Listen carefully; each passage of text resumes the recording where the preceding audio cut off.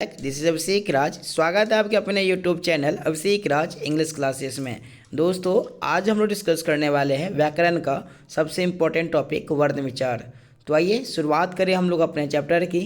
और आपका पहला क्वेश्चन आपके स्क्रीन पर ये रहा, अंगः का उच्चारण स्थान क्या है? अंगः का उच्चारण स्थान क्या है? तालु, कंठ, दंत, ओष्ठ। तो देखिए अंगः जो है ना वो क ख में आता है, तो क ख वाला जे भी आएगा वो क से कंठ और क से क ख वाला तो वो हो गया कंठ। याद रहेगा। चलिए अगला क्वेश्चन है, ह कौन व्यंजन है? ह कौन व्यंजन है? ध्यान रखिएगा, ह कौन व्यंजन है? अंतस्थ व्यंजन, स्पर्श व्यंजन, ऊष्म व्यंजन या इनमें से कोई नहीं? तो ध्यान रखिएगा, ह जो है वह हमारा ऊष्म व्यंजन है। कौन सा व्यंजन है? ऊष्म व्यंजन। कैसे पता चलेगा सर? य र ल व। ध्यान रखिएगा, य र ल व यह हमारा अंतस्थ व्यंजन होता है। कौन सा? अंतस्थ व्यंजन। इसके बाद तालम स, मूर्धन स, दंस और ह जो होता है यह हमारा ऊष्म व्यंजन होता है। कौन सा व्यंजन होता है? ऊष्म व्यंजन। याद रहेगा। तो ध्यान रखिएगा, ह कौन सा आएगा? तालम स, मूर्धन स, दंस और ह कौन सा व्यंजन है? ऊष्म व्यंजन। ऑप्शन नंबर सी हमारा बिल्कुल सही हो जाएगा। अगला क्वेश्चन है दोस्तों, ढ कौन व्यंजन है? ध कौन व्यंजन है? अंतस्थ व्यंजन, ऊष्म व्यंजन, द्विगुण व्यंजन, स्पर्श व्यंजन। आपको पता होगा ये ढ जो है, एक ये वाला भी ढ होता है, एक ये वाला भी ढ होता है। तो ये दो गुण लेता है, इससे द्विगुण व्यंजन इसे कहा जाता है। कौन सा व्यंजन? द्विगुण व्यंजन। अ ई उरी कौन स्वर है? अ ई उरी। देखिए अ ई उरी इसे हस्व स्वर कहा जाता है। कौन सा स्वर? हस्व स्वर। और यहीं पर अगर आ की बात करता, दीर्घ ई की बात करता, दीर्घ ऊ की बात करता तो वह हमारा दीर्घ स्वर हो जाता है। ठीक ना। वे वर्ण जिसका उच्चारण स्वरों की सहायता से होता है उसे क्या कहते हैं? निश्चित है, जैसे क, तो क बोलते तो अ का हेल्प लेना पड़ता है, प बोलते तो अ का हेल्प लेना पड़ता है। तो वे वर्ण जिसका उच्चारण आप स्वर की मदद से करते हैं, स्वर्ण वर्ण की मदद से करते हैं, उसे हम लोग व्यंजन वर्ण कहते हैं। ऑप्शन नंबर डी हमारा बिल्कुल सही हो जाएगा। अगला क्वेश्चन आपके स्क्रीन पर ये रहा, एक ध्वनि जब दो व्यंजनियों से संयुक्त हो जाए तब वह क्या कहलाती है? तो वह जो है ना संपृक्त ध्वनि कहलाती है।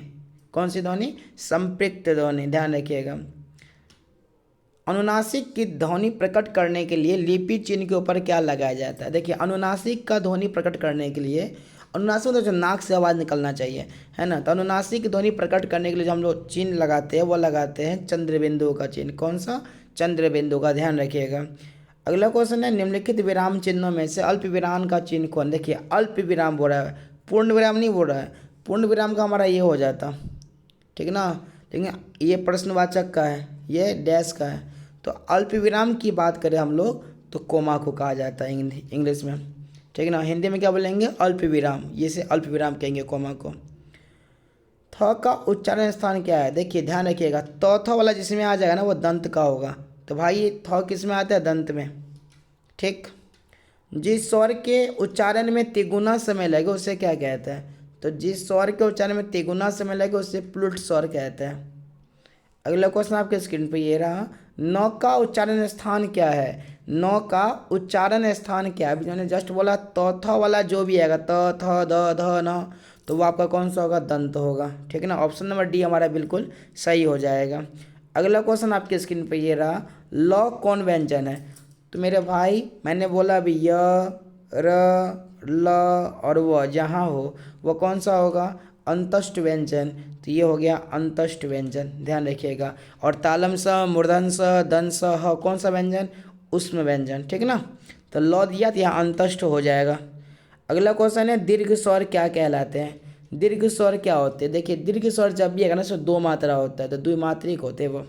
जैसे आ, तो अ भी है और उसमें आ का मात्रा भी है। दीर्घ ई, दीर्घ हर्षी तो है उसमें दीर्घ ई के ऊपर की मात्रा भी है, इसमें द्विमात्रक वो होते हैं। गौ का उच्चारण स्थान क्या है? गौ का उच्चारण स्थान क्या है? ध्यान रखिएगा। तो आपको पता है ना क ख वाला को क्या बोलेंगे? क से कंठ। तो भाई गौ तो क ख वाला में आता है, तो ये क्या हो जाएगा? कंठ हो जाएगा। ऑप्शन नंबर सी हमारा बिल्कुल क्या हो जाएगा? सही हो जाएगा।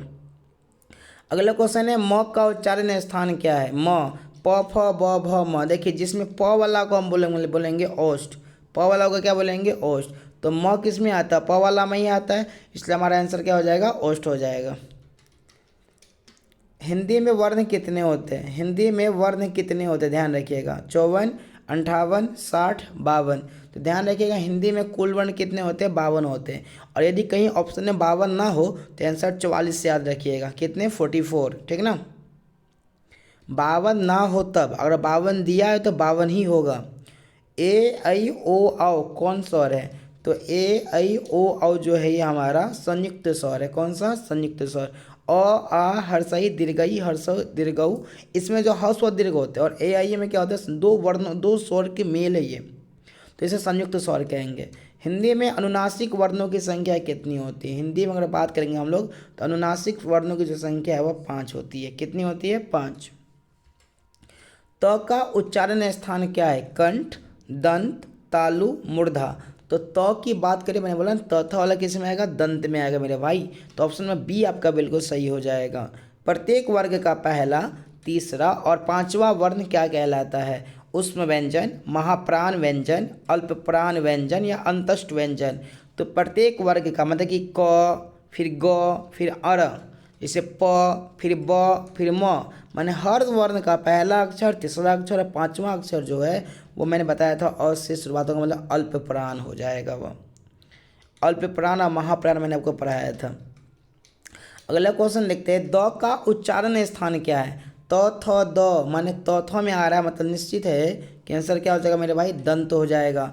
ऑप्शन नंबर ए हमारा बिल्कुल सही है। अगला क्वेश्चन है, च का उच्चारण स्थान क्या है। च, देखिए च अगर बात करें ना भाई च की, तो जो च छ होगा, च छ ज झ य, वो हमारा तालु होगा। क्या होगा, तालु होगा, ध्यान रखिएगा। व्यंजन के कितने भेद होते हैं मेरे भाई, व्यंजन की अगर बात करें ना तो व्यंजन के 3 भेद होते हैं। कितने भेद होते हैं, 3 भेद होते हैं। अगला क्वेश्चन है, ध का उच्चारण स्थान क्या है। ध का उच्चारण स्थान क्या है, तो देखिए ध किस में आएगा, त थ में आएगा, तो ये दंत हो जाएगा। अगला क्वेश्चन आपके स्क्रीन पे ये रहा, य र ल व को क्या कहते हैं। अभी मैंने जस्ट पढ़ाया था आपको, य र ल व को हम लोग अंतस्थ वर्ण कहते हैं। ऑप्शन नंबर डी हमारा बिल्कुल सही हो जाएगा। दीर्घ स्वर है अ, ई, ए, ऐ। तो देखिए यहाँ अगर बात करें दीर्घी, ऑप्शन टाइपिंग मिस्टेक है, यहाँ दीर्घई होगा, है ना, दीर्घई, ये हमारा क्या होगा, दीर्घ स्वर होगा, ठीक है ना। ये ए और ऐ तो संयुक्त स्वर है मेरे भाई, संयुक्त स्वर है ये दोनों।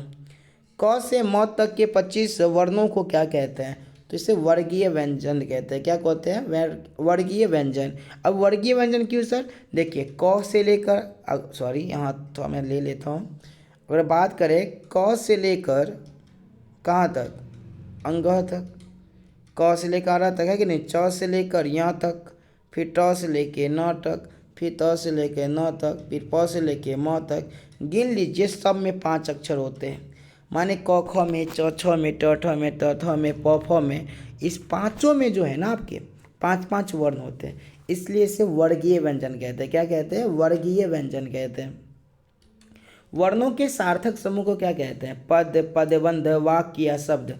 देखिए वर्णों के सार्थक समूह को जो है ना, वर्णों के सार्थक समूह को हम लोग क्या कहते हैं, शब्द कहते हैं। क्या कहेंगे, शब्द कहेंगे।